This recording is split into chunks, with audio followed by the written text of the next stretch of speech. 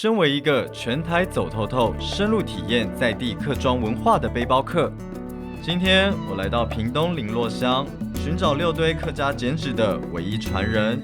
听说这个传统艺术快要失传了，我要赶紧找到这位老师，跟他学习客家剪纸。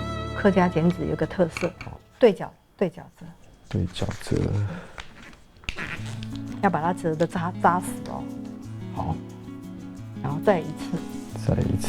客家剪纸它的折法就是跟着那个八卦的那个样子，他们是崇尚自然的，所以是跟着八卦那个形状延伸出来的。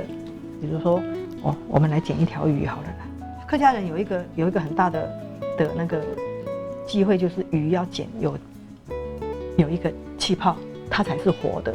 然后呢，剪尾巴，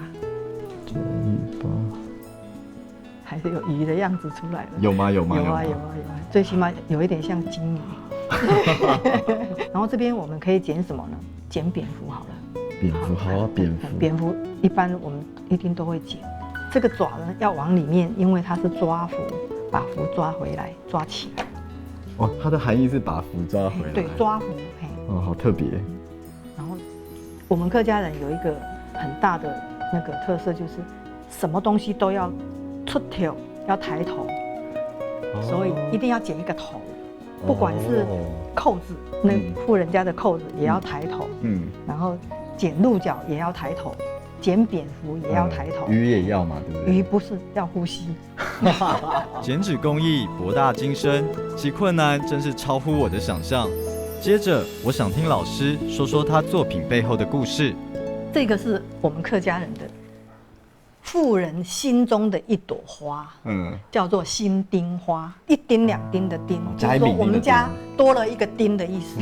心丁花，这个花呢，就是媳妇快要分娩了，在房间里头，然后产婆也来了，然后这个婆婆呢，就梳洗干净了啊，就到她的祖堂那里去拿红色的纸，就开始剪了。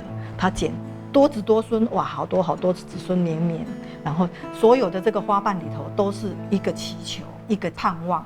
邱老师耐心学习，坚持到底，才把剪纸工艺学得炉火纯青。从他的剪纸故事，我看见不一样的客家风景。